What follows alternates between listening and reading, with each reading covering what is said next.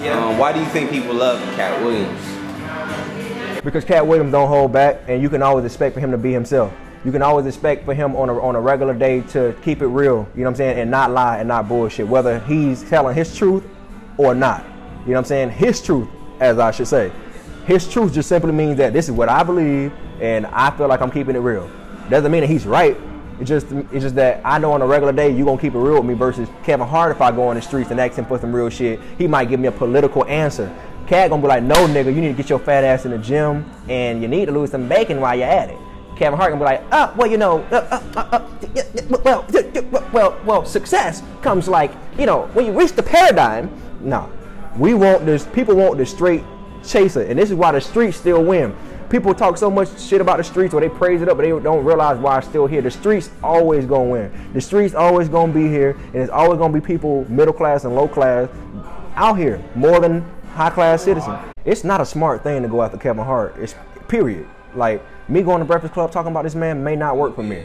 7 times out of 10, that shit might not work, no matter what question they bring to me, especially if I come off like I'm salty. You know what I'm saying? Because people respect numbers, man. People respect viralness.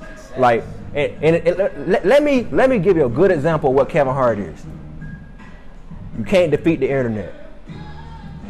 He wins all over. He's a major motion movie star, a comedic rock star, as he should say. You know what I'm saying? And his viralness on the internet is out of this world. He's an A+ celebrity on the internet. You're going to respect that because, one, people don't want to be the oddball when you're going against that much firepower. This is why a lot of people didn't come at me like that when I was really coming up, because they were scared of the fire that came behind it. And also, not only the fire, you're dealing with a real person. So this ain't just fire with fakeness. This is fire with truth. That's a threat in the world, man. Katt is a threat.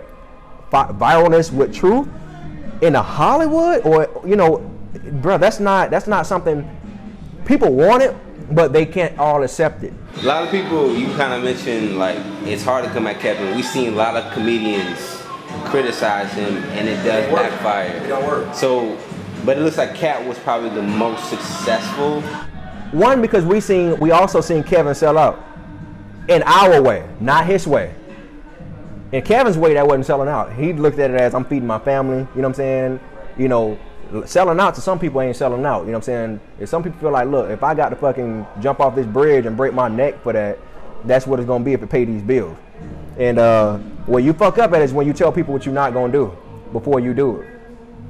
And Kevin, you know what I'm saying, has mentioned some things that he wouldn't do, and nigga went on SNL with that dress, got The Rock kissing you. And it was a picture on the internet. The Rock had him bent over, and I mean Shaq had him bent over, and it's a lot of different things. And what I'm saying is, that's the reason why we still fuck with Katt. Katt never went through anything like that. He stayed solid across the board. That's what made Dave legendary. Yeah, and that's hard.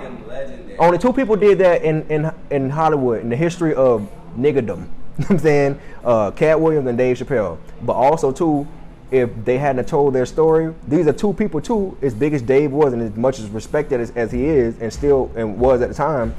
This is why you seen people was even confused about how he was moving at one point. I'm going through the same exact thing. I'm going through the same exact thing, except for on my level. I'm never going to be Katt Williams. I'm never going to be Dave Chappelle. But I have their traits in me, and I'm going through the same thing they're going through or went through in my lane. Am I in my Africa right now? Well, when Dave was in Africa, he was Ghost. So I think I already did my Africa. I did my Africa back in 2000. It started in 2015 to 2016, 17. This was the only year I really came back, really. I would say I really started showing my face again around 2017 when I started doing my podcast. Other than that, yeah, I've already been through my Africa.